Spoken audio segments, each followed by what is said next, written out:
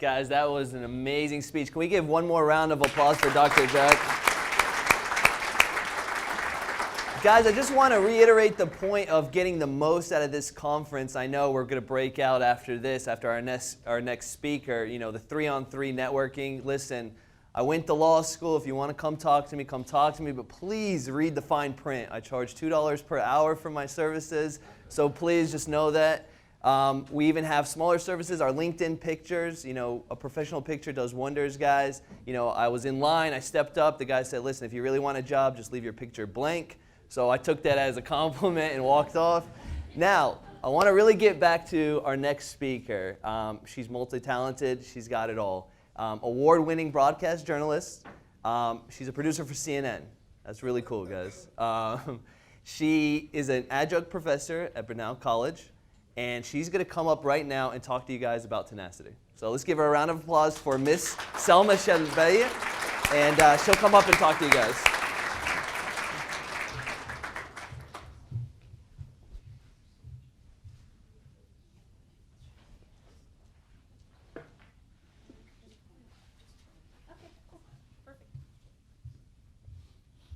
Good afternoon, everyone. It's really tricky to speak after our grand speaker today, so apologies in advance if I don't meet up to that caliber. But it's a pleasure to be here, really, among this positive energy and the audience. It's incredible to look at everyone from up here and really see the diversity, as our speaker said earlier. So I'm going to start off with actually this picture. Can we go back? No, the one before. The reason why I chose this picture, actually, what do you see? What do you guys see on here? What do you see? Rocks. What else? Moss, right. These little tiny red plants are actually called diamorpha. And this is a picture from the top of Arabia Mountain, here actually in Georgia. Diamorpha only grows here in Georgia. That's really kind of the primary area where it grows. And diamorphas are really, really interesting plants. And the reason is they're very tenacious. They're super strong plants that endure the very cold weather season, especially during the winter, extreme winds, people climbing up the mountain. They're super, super strong, but then they die out in May. So they're tenacious, and I kind of just wanted to start off with that. It's incredible how very fragile they can be, yet they're super strong to endure the struggles and the winds and the extreme weather of winter. So, 8 years ago, I experienced failure. And I know nobody wants to talk about failure. But today I'm going to talk to you about failure because success never happens without some sort of price tag of failure. So 8 years ago, everything that I had planned myself up to, my education, my career, my energy, my time, my talent, my research, everything that I have worked so hard on, finishing my degree in 2 years, going back and getting my master's degree, going back and doing a PhD, teaching, reporting, all of that came to a complete halt. It came to a complete stop. I couldn't move forward. There was a struggle that had nothing to do with me. It was that all of a sudden, and I had no control over it. And how much control do we like to be in? We like to be in control. And that was a testing moment for me. It was a moment of really humble awareness. What do I do now? It's out of my control. I am at a halt. I felt utter failure. And I kid you not when I say that, utter failure. What do I do next? Well, about 6 years later, I'm sitting down on my desk in the newsroom with the CNN homepage video team. It's a group of individuals who work together to put videos for the CNN.com homepage. And the vice president of CNN International Digital, Nick Wren is his name, he's no longer there.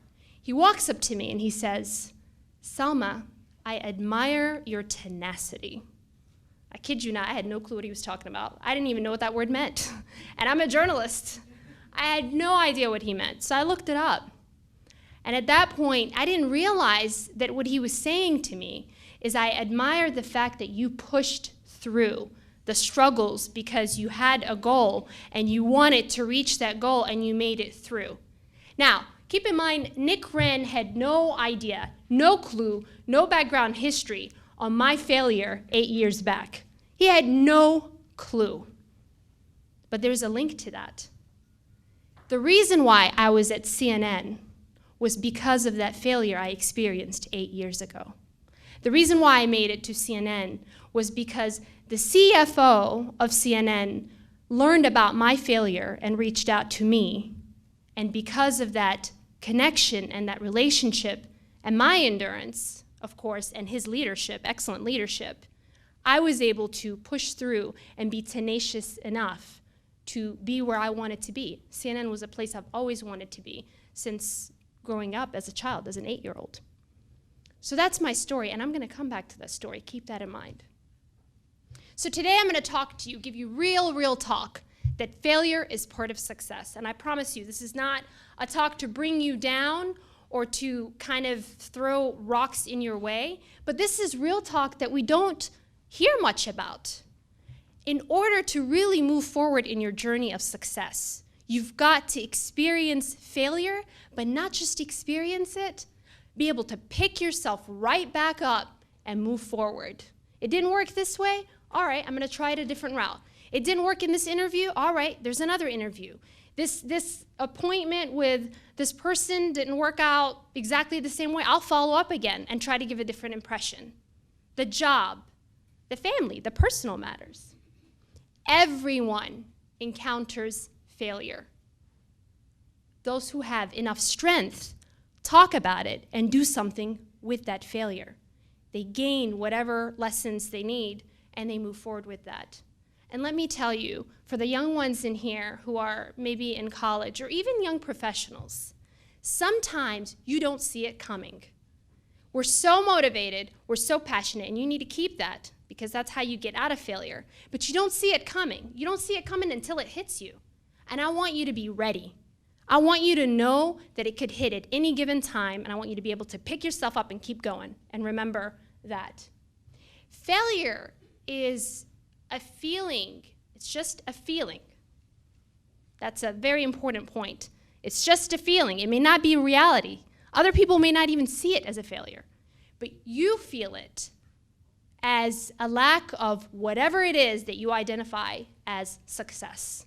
So it's really here and here, but it's not anywhere else. So you can be in control of that as well. And that's important. You're in control.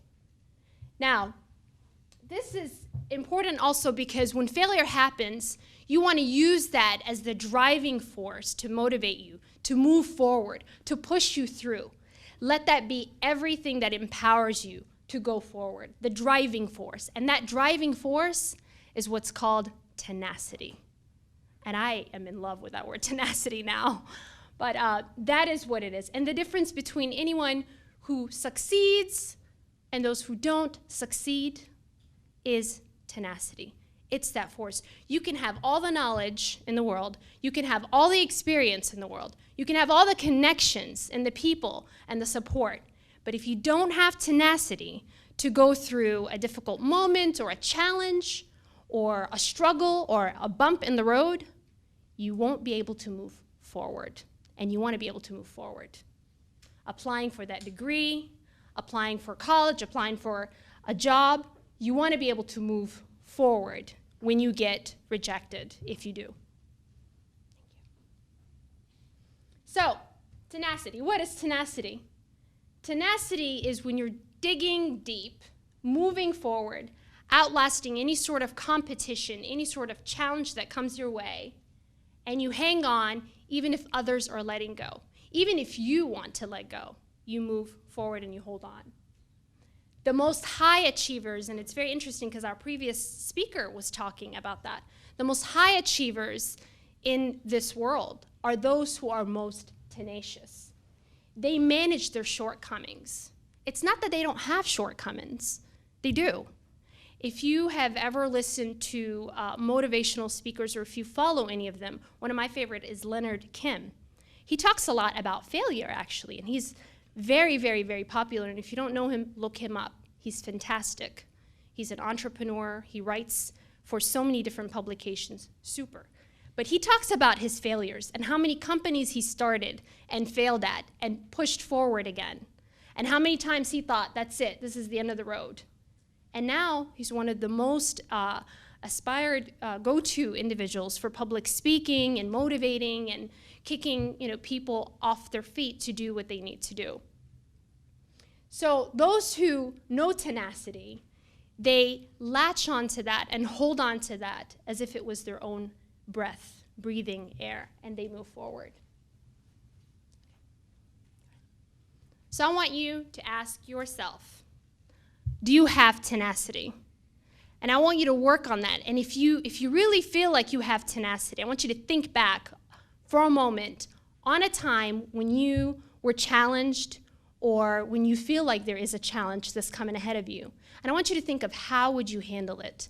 I want you to think of the worst case scenario as the best case scenario, of course, but the worst case scenario, and how would you get out of that? How would you pick yourself back up from that? Are you tenacious enough to withstand the must-have failures that will lead you to more learning and success? So we're going to talk now about, well, this is one of my favorite, quotes, and it's interesting that Albert Einstein, he doesn't talk so much about the intelligence, and we know him as the most intelligent man, right? Instead, he says that the reason why he is successful is because he spent most of his time dealing with the problem. And it's true. You've got a problem. How do you fix it? You think about it, but you don't think about the problem. You think about how to fix the problem, the different scenarios. What can I do? How can I do it differently? This didn't work. Okay, let me pick up from a different area. Let me try this angle. Let me reach out here. Let me reach out there. Let me figure out a solution. And that's what Albert Einstein says, and many other leaders. So now is the how-to. This is the formula, and this is kind of an opportunity for me to pull back from everything that I do and to give back to you all and hopefully share some ideas and kind of let you think about that and stew on that for a bit. You are tenacious because of your confidence. Confidence first. And confidence doesn't just happen. Confidence is preparation. Confidence is you all making a choice and deciding to be here today at this conference, knowing that this is what you want to do. You prepared yourself so that you can build that confidence. Confidence is knowing what your goals are, being certain that this is what you want to do. What is that passion? What is that force? If you have that, you have confidence. Confidence is knowing that your differences and what you stand for actually matter. They're valuable. The diversity that we have, and I don't mean diversity on the surface of white and black or Asian and Arab or European. I don't mean that, or faith. I mean diversity in who you are as a person. Because just because you lie in the Caucasian group or the Arab group doesn't mean that you are all the same. The diversity and the uniqueness of yourself. Are you confident enough of what you bring and what you contribute to the table, what you contribute to that organization or that interview or that mentee that you're going to mentor? You have to have that first. That's the first step to being tenacious. And character lies right next to that. What are your values? That's part of the confidence. What are you going to rely back on when things get difficult? What can you say that you're going to stay and stand true to when you know that everything else is failing in front of you, or you feel that everything else is failing in front of you? Character is very, very important.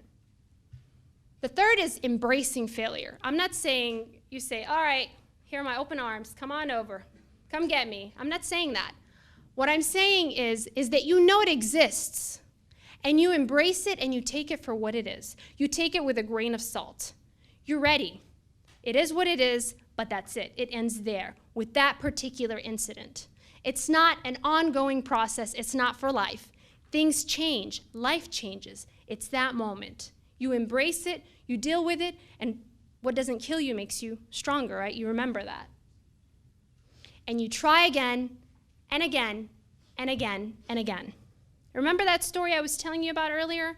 Nick Wren, the vice president of CNN International, the digital person. Well, Nick Wren didn't know my story from 8 years ago and my failure, that whole halt of my career and all my experiences. He had no clue. But what Nick Wren did know is that as soon as I started at CNN, I used to go and meet with him. I met with Nick Wren 7 times in the span of 5 months. And I would go in, I'd buy him coffee, because I knew he liked coffee. And I reached out to him. It wasn't like I didn't run into him or anything. I reached out to him because I knew that I wanted to work for digital. And I would go in and sit with him and talk with him, pick his brain, learn from him, figure out how can I make it into this very competitive field of digital media. Digital media, especially at CNN, is a very, very competitive field. Everyone is seeking that. Everyone wants to be part of that. They want to be a reporter for CNN.com. They want to write for it. And so how do I make my way? Is I kept going in and again and again and again. And Nick would give me connections, and he would introduce me to people, and he'd say, go meet so-and-so. And I would go and meet with so-and-so and come back and tell him how it went over and over. And I'm sure he got sick of me, but maybe that's why he was like, I admire your tenacity. You're finally out of my face. But I would go and do that. And that is what worked for me, and that is tenacity. And you have to put yourself out there. Putting everything in perspective. This matters now, but what is the wider picture? That's tenacity. What is the wider picture that I'm trying to take in and understand and reach? This is now, but what's the bigger picture? And leveraging your uniqueness, setting yourself apart. It is so important, and I know this is overstated, but you really need to have confidence in that. It's so important to figure out what your niche is. So important, more than ever. What sets you apart? What is so valuable about you as an individual? And again, that depends on you. What do you value about yourself? What are you so skilled at? What do you know contributes more than anything that you can do for others, for that organization, or for people, or for your business? And you need to leverage that uniqueness. You need to leverage that diverse part of who you are in order to be, to move forward and succeed ahead. I recently actually received the CNN Diversity Award, Ovation Award, and I had to fly out to New York to receive it. I had no clue that was coming as well. It was just total by surprise, and they chose individuals that contribute in the sense of diversity in the workplace. And I tend to write pieces that are a bit different than the usual, in case you haven't seen them. And that was the purpose of that award. And the reason why I'm saying that is because people see that. It does matter. It makes a huge difference. You contribute to the understanding of those around you, but you have to be confident in it, obviously, to begin with, to push through. Following our passion, passionately, people read right through our words, they read right through our hearts. Whatever it is that you're doing, your actions, people see it. You have to have that passion. I was having several conversations earlier with some of the students, and one of them said, well, I started out in the medical field, and then, I didn't like it, so I moved on, and I'm gonna become a lawyer. It's much better. I'm doing political science. And it made me so happy because she realized that. And you may realize it early, you may not. You may have to try it and figure it out, years later. But the point is really, really, really digging deep down and figuring out what that passion is that we have, and working through it passionately is the only way that you can develop tenacity. Because how could you push forward if you're not passionate about something? It's hard. It's fake. It's not real, right? Connecting where it matters. Connecting is everything. Connecting with everyone, you never know where the dots are going to lead to. You just never know who you meet and for what reason and for what purpose. But again, valuing the little things in other people is really how you're connecting with them. And you figure that out, and you connect where it matters to you, you connect where it matters to your future and to those goals set ahead. And not seeking perfection. How many of us here are perfectionists? I am. Yeah, I know. It doesn't exist. Sorry. It doesn't exist at all. Not seeking that and realizing again, because that's part of the failure. We feel like we fail, but we don't really. It's just that we're not achieving our idea of whatever it is that should be perfect. It's all in our head. It's all about what you believe. It will be what you believe. And so not seeking that perfectionism is really a great way to be happy and content and to move forward into the next steps in your journey toward your goals. And celebrating those small victories, those little tiny victories, coming here today and actually connecting with people, that's a big deal.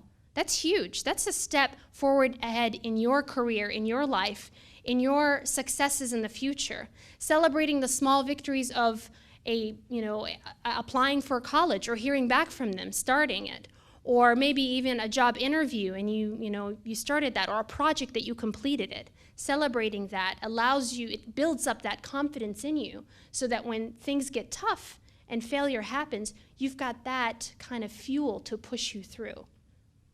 All right, and never giving up, obviously. We've talked about that before. So I'm going to end my presentation early because I want any questions from the audience. I really like an interactive kind of thing, and we didn't really get to do much of that. So I just want to leave you with this. This is one of my favorite quotes, and there's reason for that. I feel like, and when I say faith, faith is not necessarily religion, but whatever it is that you want to do, you have to believe in it. How could you think of a future goal ahead and where you want to be if you don't believe it exists? So letting your faith be bigger than your fear is very important. Don't let your fear of failure be bigger than your faith of success. And I'm going to leave you with that. Thank you.